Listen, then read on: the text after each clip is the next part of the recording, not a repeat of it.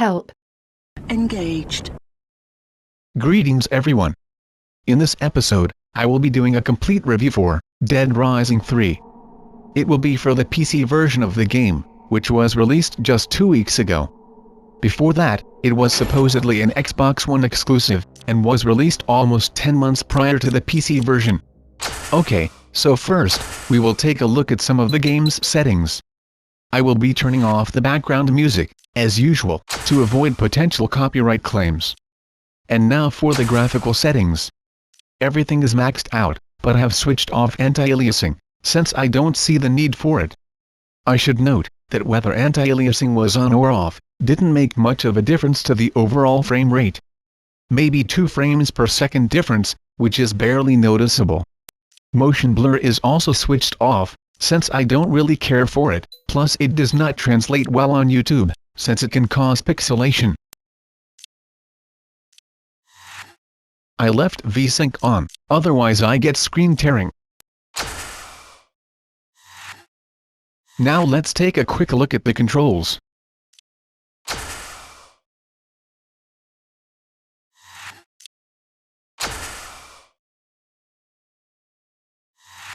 I will be using an Xbox 360 controller, and here are the controls for it.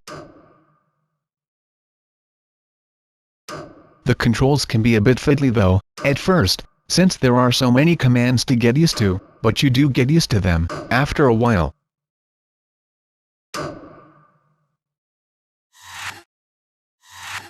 Now onto the game.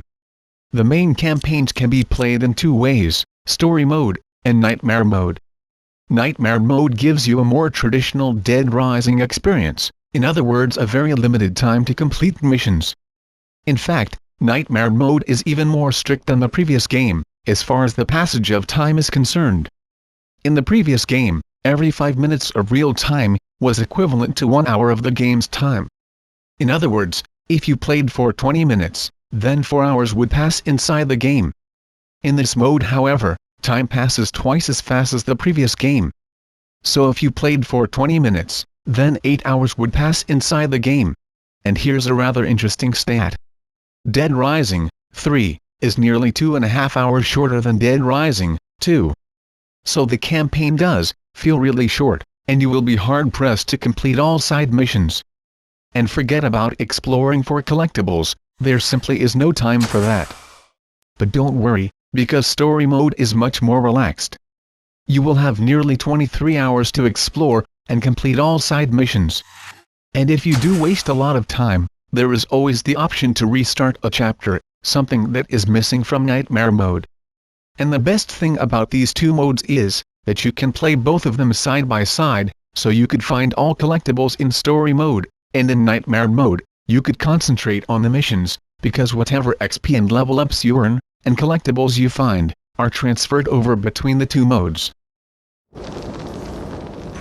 So, like in previous games, as you earn XP, you level up, but this time round, you get to choose exactly how your character levels up. In the previous installment, it was automatically decided by the game what was unlocked, as you leveled up. You can also unlock a combo category, near the top. It allows you to substitute items that might be listed in a blueprint, and this gives you a lot more options when creating combo items. Now let's get to some actual gameplay. I am holding in my hands, arguably the most powerful weapon in the game. I will make a video showing you how to get it as quickly as possible, once I start the walkthrough for this game.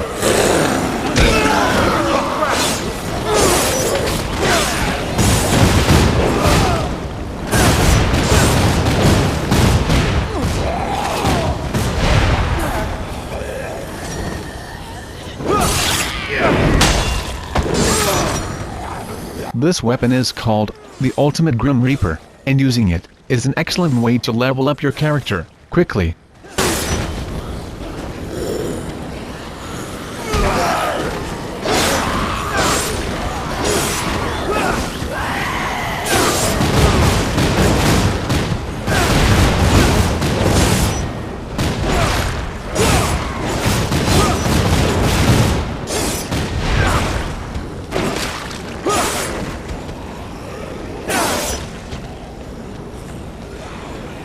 Now let's take a look at unarmed combat.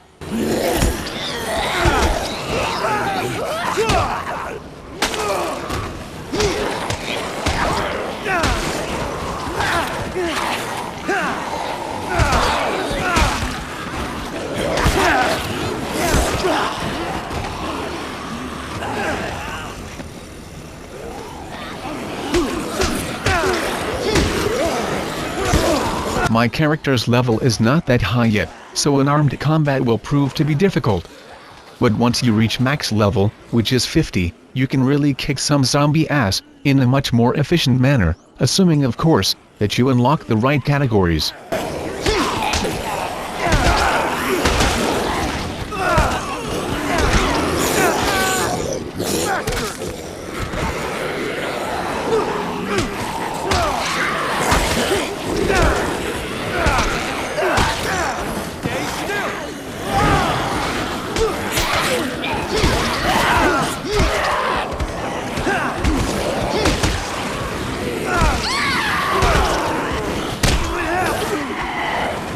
And now, let's take a look at the vehicles.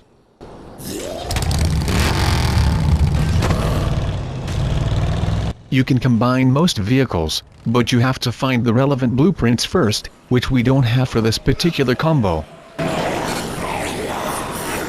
So let's just do things the old-fashioned way, in a non-combo vehicle. Oh, shit!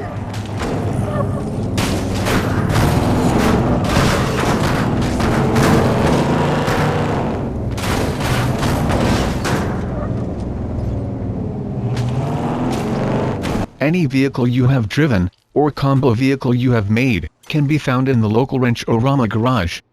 This roller hog, for example.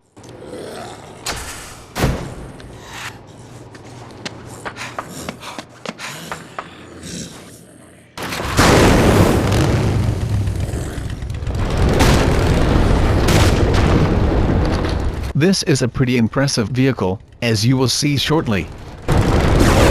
Expect the frame rate to drop if you use this vehicle to its fullest potential.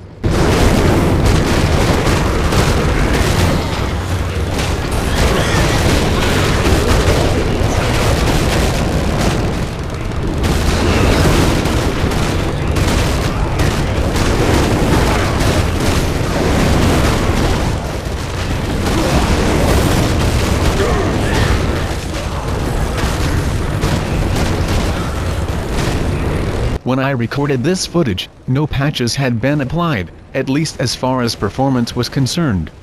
I was one of the lucky ones who didn't have a problem running this game. But there were a lot of users who couldn't run this game, especially Nvidia owners. But a patch was recently released, which addressed most of the problems.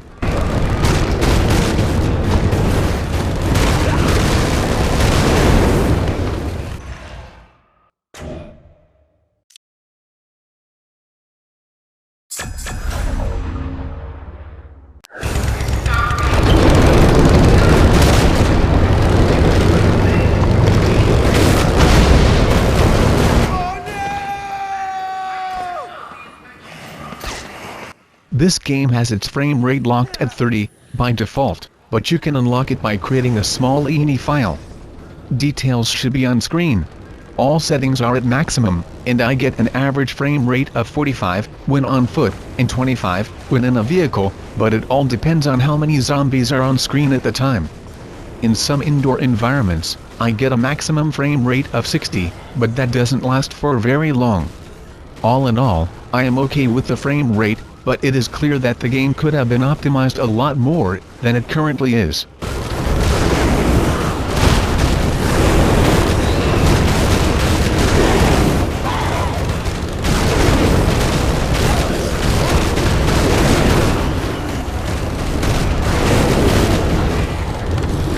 Since we are currently playing story mode, we can save our progress at any time, from the menu. Saving from the menu means that we will spawn at the nearest garage, if we selected the Load Last Checkpoint option. If we saved at a safe house toilet, or at a porta potty, then we would spawn there, instead of at the nearest garage. I quit the game here, and later on, when I continued story mode, guess where I spawned? Yes, at the nearest garage. So, what I'm going to do now, is restart a chapter. So long as I have saved my progress, I get to keep all XP, level ups and collectibles. You should restart a chapter if you feel you have wasted time. For example, if you spent the last few hours killing zombies and leveling up, you should save your progress and restart the chapter, because even though you might have nearly 23 hours to complete the game, there still is a time limit, and you shouldn't risk running out of time.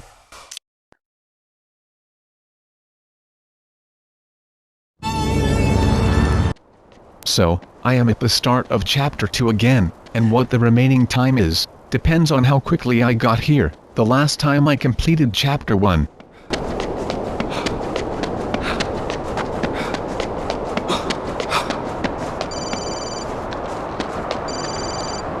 Some scrawny dude hiding and bite the bull, sunset. Think he needs a friend, man. Okay, so you may be wondering what I think of this game, and so I will be perfectly honest with you here. At first, I found the game to be a bit annoying, because there was a lot going on, and it takes a little getting used to. But once I got used to the game, I started to enjoy it, and now I think it is an excellent game. But to really enjoy this game, you have to give it a chance, and this was exactly the case with the previous 2 games, from what I remember. Anyway, having said that, this game is far from perfect, and here are a few things that made me annoyed when I first started playing it. In fact, I still find these things annoying. Number 1, the inability to close doors. This initially confounded me. I thought perhaps it was a glitch, but no, you really cannot close doors in this game. And considering the fact there are so many zombies about, this has got to be one of the dumbest decisions the developers have made, in my opinion, and I'm sure a lot of you will agree. Time for a demonstration, I think.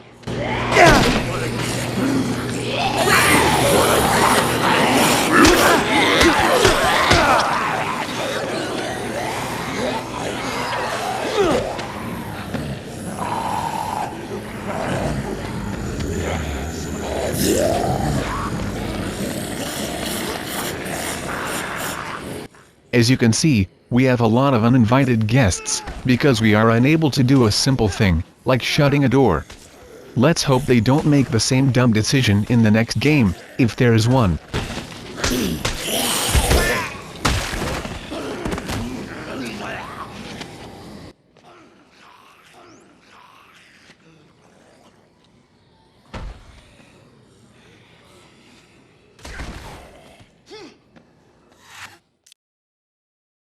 Okay, so we are currently at level 27, so let's see if this shows up in nightmare mode. Indeed it does. And I have spawned at the last place I saved, before quitting nightmare mode.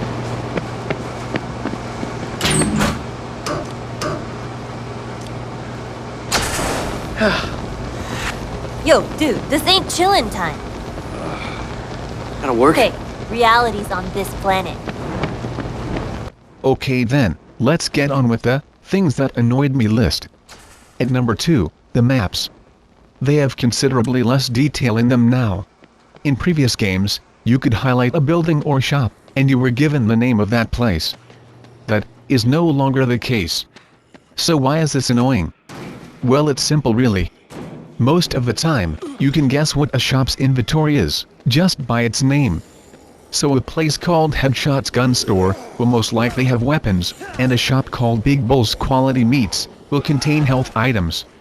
But no, some idiot decided to take this out of the game, so we are forced to run around trying to remember everything, which is just ridiculous, because not everyone has a super-powered memory.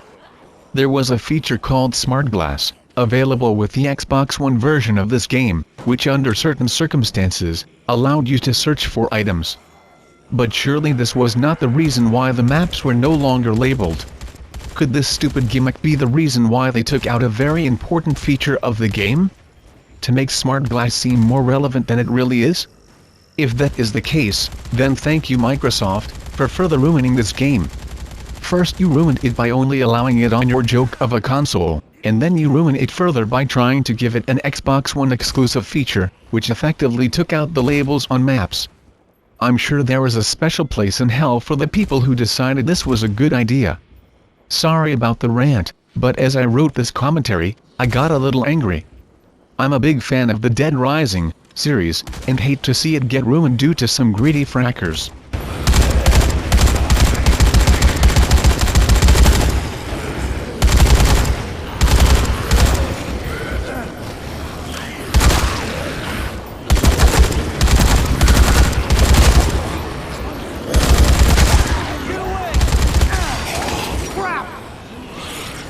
So, number 3 on the list of annoying things is the map, again.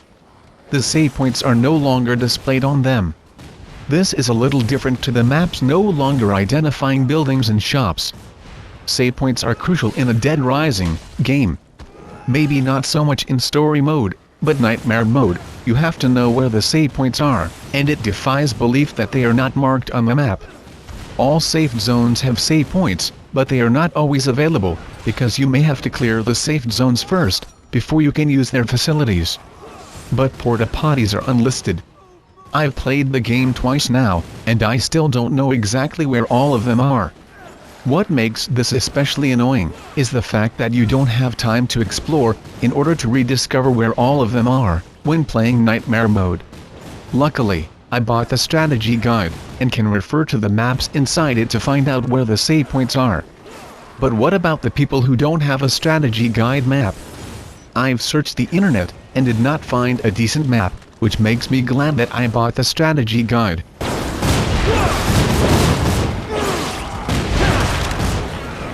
Item number 4 on the list is that you only get one save slot, so if you've made a bad decision, you cannot go back to an earlier save point. In the previous game, you had 3 save slots. And technically, you only had 1 save slot in Dead Rising 1, but you could also save to a memory card, so you could have 2 or more, depending on how many memory cards you had to spare. Anyway, again, in story mode, this is not so bad, because you can simply restart a chapter. But in nightmare mode, you cannot restart chapters, only the entire game. There is a way around this though. You simply copy your game save to a different location and label it clearly. For example, which chapter you are on and what the remaining time is. I may make a video about this topic, with step-by-step instructions, sometime in the future.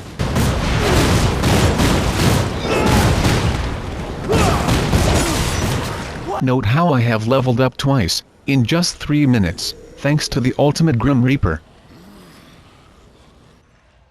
As you can see from the menu, there is no save option anymore. The only way to save is at a porta potty, like this one.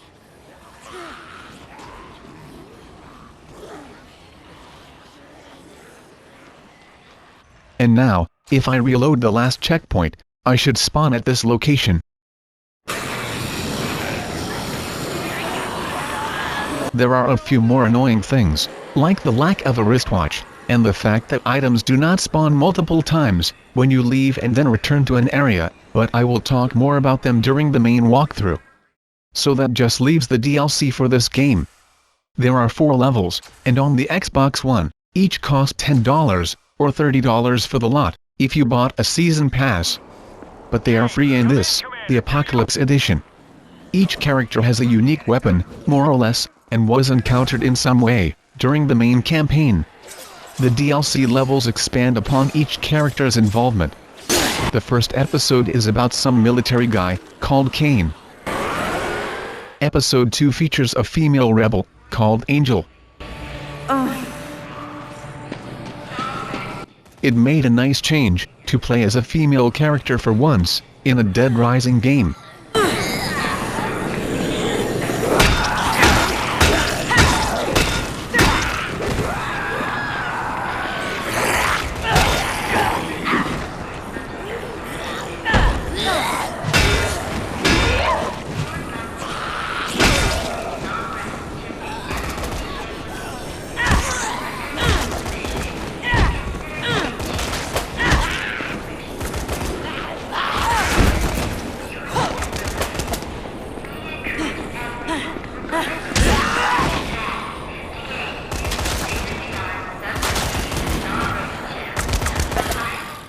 The third episode is about some biker dude, who was actually a boss enemy in the main campaign. Old man Torque will be able to confirm my suspicions on the frame job. I'll confer with him at Production Bridge. Now, where's my ticket to freedom? Oh, third floor, please.